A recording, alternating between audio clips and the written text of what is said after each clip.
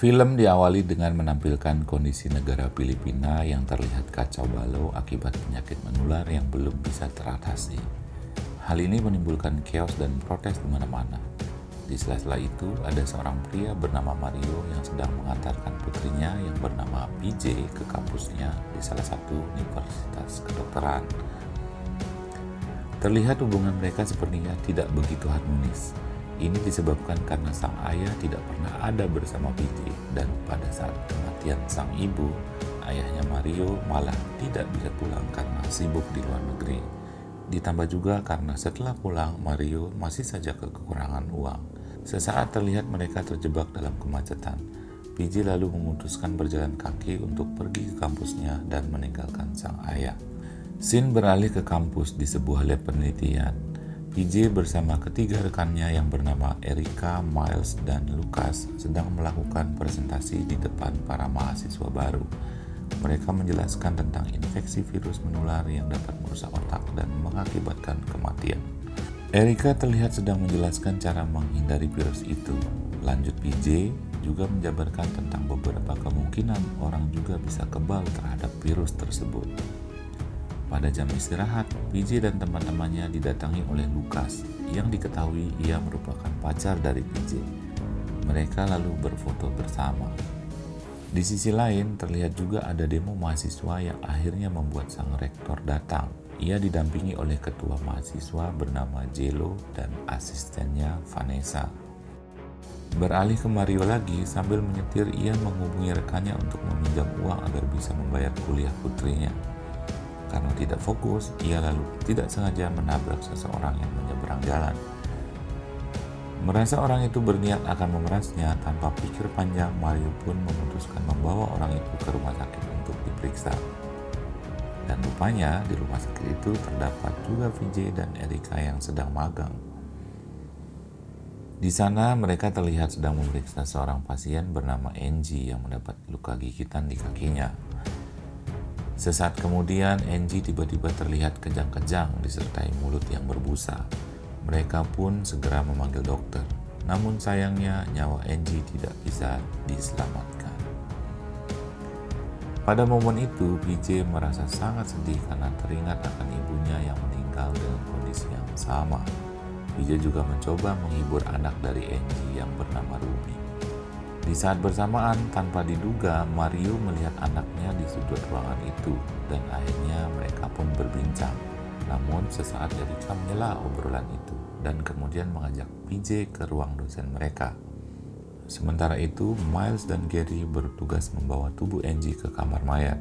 Saat di ruangan, mereka kemudian dikagetkan dengan alat perekam jantung yang tiba-tiba mendeteksi adanya kehidupan. Tidak lama berselang, tubuh Angie pun terlihat bergerak bangkit dan langsung menyerang Gary yang sedang memeriksa alat tersebut.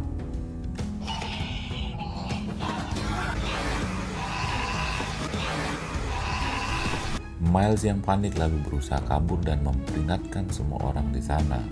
Mario yang di sana pun juga ikut bingung.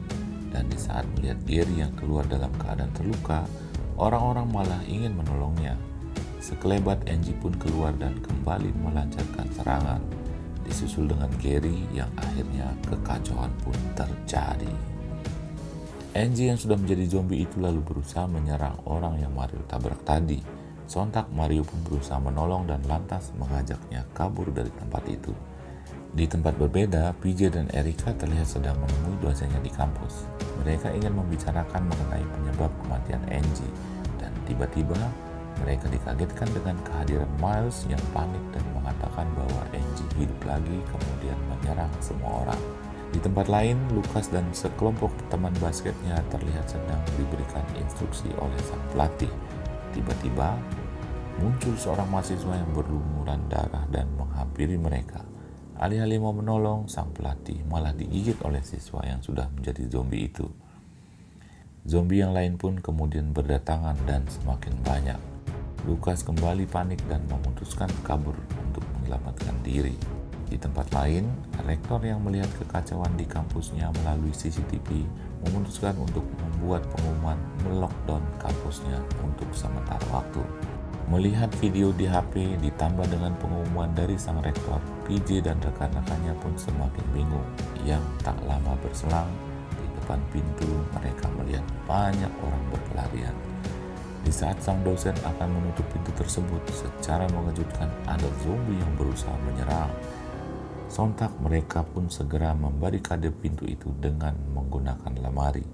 Tapi sayangnya sang dosen sempat tergigit. Di sisi lain, Mario yang bersembunyi di ruang ganti bersama orang yang ia tabrak samar-samar mendengar suara berisik dari toilet, dan secara mengejutkan Lukas muncul dari situ. Lukas pun menyadari bahwa orang yang bersama Mario itu sudah terinfeksi. Ia pun memperingatkan Mario agar tidak mendekati orang itu. Hal ini membuat Mario merasa khawatir kalau ia juga terinfeksi. Namun Lukas menjelaskan bahwa infeksinya menyebar hanya melalui gigitan. Dan benar saja, tidak lama berselang orang itu pun berubah menjadi zombie dan menyerang. Sempat menggigit tangan Mario, tapi untung saja terhalang oleh jam tangannya.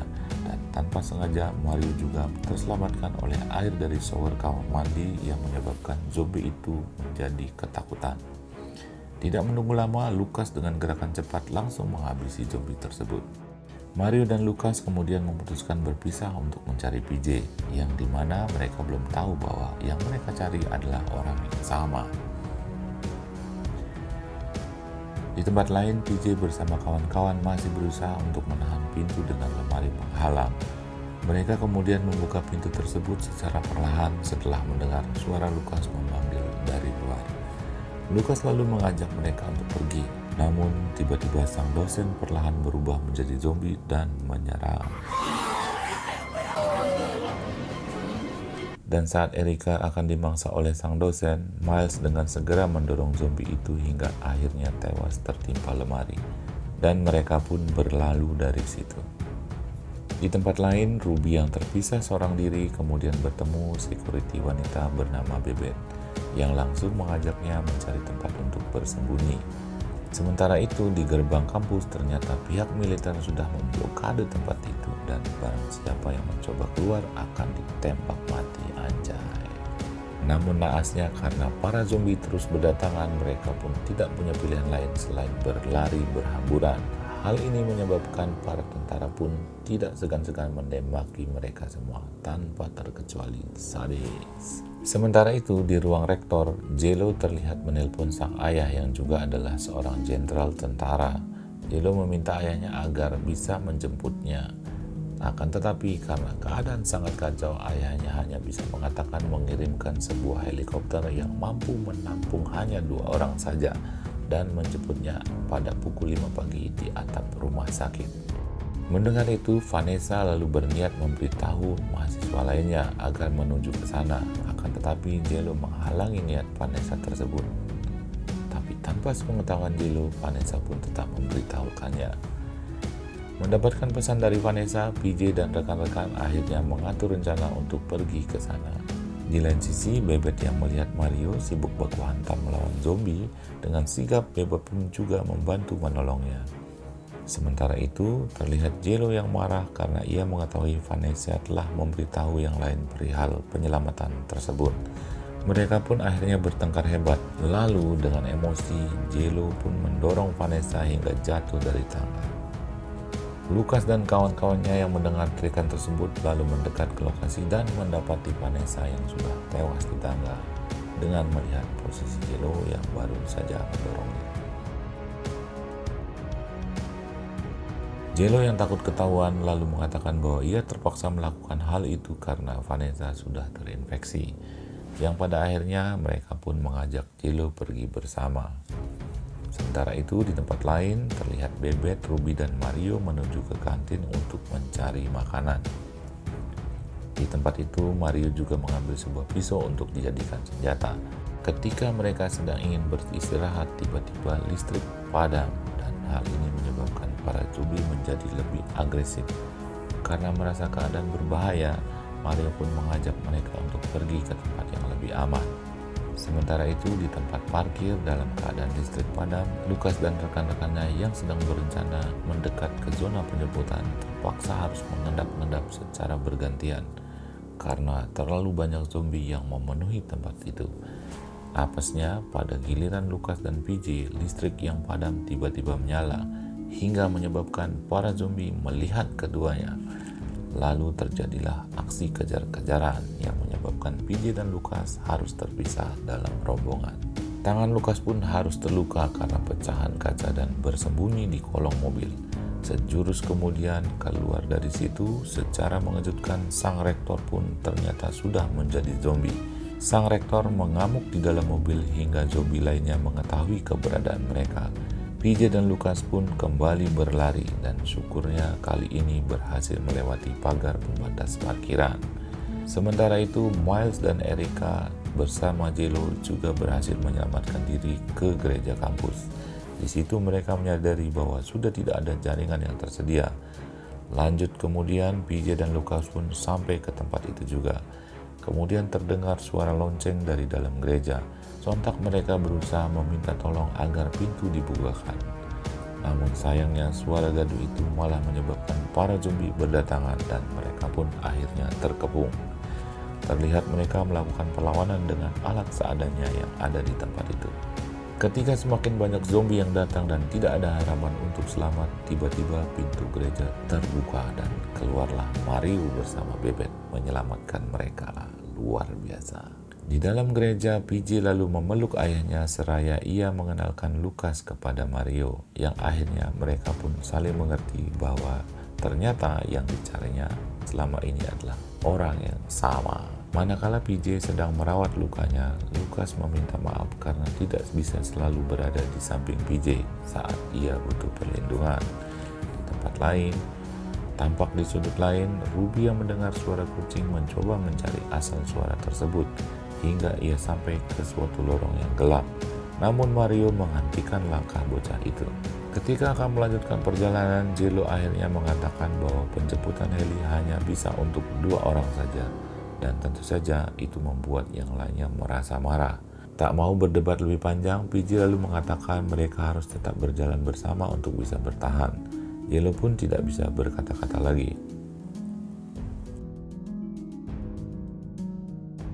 Sampai di tempat perakitan, tatkala Bebet tengah sibuk membuka kunci gerbang, si kecil Ruby melihat ibunya sedang berkeliaran di tengah kawanan zombie dan langsung ke arahnya. Seketika mereka pun berusaha untuk menyelamatkan Ruby. Namun Jello malah mengunci kembali pagar tersebut dan meninggalkan mereka. Karena kewalahan, yang lain pun akhirnya memutuskan untuk kabur. Miles sempat terjatuh dan hampir saja dihabisi oleh zombie. Tapi syukurnya berhasil diselamatkan oleh Erica, yang akhirnya Mario pun berhasil mengunci kembali gerbang tersebut. Dan akhirnya mereka selamat. Tampak di asrama, tatkala PJ membuka sebuah pintu yang gagangnya berlumuran darah, secara mengejutkan ada satu zombie menyerangnya. Mario yang melihat anaknya dalam bahaya, ia pun langsung bertindak. Namun naasnya sang ayah harus tergigit oleh zombie tersebut. Mendapati dirinya terluka, Mario akhirnya meminta agar ia segera ditembak. Namun tidak ada yang tega melakukannya. PJ lalu memeluk sang ayah dengan menangis. Pada momen itu, hubungan antara ayah dan anak pun kembali menjadi hangat. Dikarenakan tidak ada pilihan lain, mereka lalu memutuskan untuk mengurung Mario di sebuah lemari dan meninggalkannya. Scene lalu berlanjut, mereka kini masuk di dalam sebuah gudang arsip. Tanpa diduga ada zombie juga yang mengintai mereka di sana.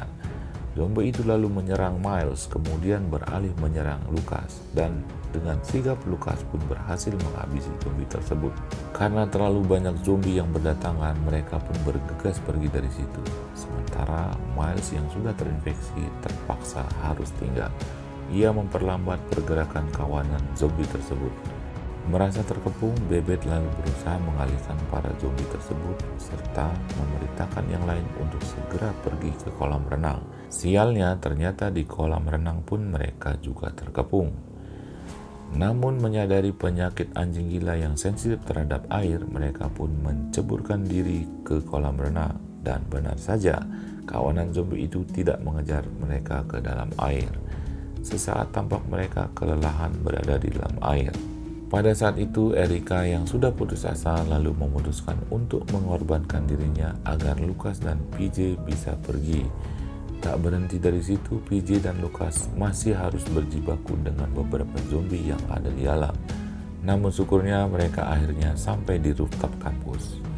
Setelah berhasil menaikkan PJ ke helipad, Lukas tampak tidak sempat naik karena zombie berhasil mendobrak pintu. Ia lalu berkata kepada PJ bahwa tidak akan ada lagi yang mati, katanya Lukas. Dan ternyata Lukas memutuskan terjun dari atap rumah sakit bersama para zombie yang mengejarnya. Dalam kesedihan terlihat PJ pun menjatuhkan dirinya dari helipad, namun ternyata itu hanya mimpi ambiar. Di pagi hari, PJ mendapati dirinya masih di helipad dengan bekas gigitan di tangan. PJ lalu menyadari bahwa ia tidak berubah menjadi zombie dan menduga ayahnya pun pasti tidak berubah. Dengan berani, ia lalu memutuskan melawan para zombie untuk menjemput ayahnya. PJ tampak mengambil kampak dan kemudian menyalakan sirine kebakaran agar air terkucur di area tersebut. Lanjut kemudian, akhirnya PJ pun bertemu sang ayah. Dan rupanya dugaan PJ mengenai kekebalan gen itu benar adanya karena sang ayah pun tidak terinfeksi. Dikarenakan tidak ada tim penyelamat, Mario lalu mengajak PJ ke terowongan yang pernah ditemukan oleh Ruby saat di gereja waktu lalu. Di dalam terowongan tersebut, mereka bertemu dengan Jello yang sudah terinfeksi namun masih memiliki kesadaran. Dan tentu saja Jello mencoba untuk menghabisi mereka berdua. Akan tetapi Mario berhasil menumbalkan Jello dan akhirnya mereka pun keluar dari terowongan tersebut. Sementara itu, Jello tewas dimukbang oleh para zombie yang berdatangan. Saat di luar, Mario dan PJ mendapati keadaan yang sudah benar-benar berantakan karena ternyata wabah zombie tidak hanya terjadi di dalam kampus. Ayah dan anak itu pun kembali mempersiapkan diri untuk menghadapi segala kemungkinan yang mungkin terjadi. Beberapa saat kemudian terdengar berita yang mengabarkan bahwa para zombie yang takut akan air dan juga terupdate akan ada badai topan yang akan melanda Filipina dalam beberapa jam ke depan. Di ending scene, 2 minggu setelah wabah terjadi, tidak diketahui nasib PJ dan sang ayah.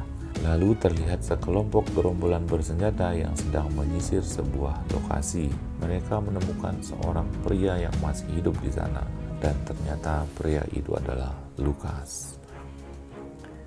Sang pemimpin lalu memutuskan untuk mengajaknya dan sampai di sini film pun berakhir.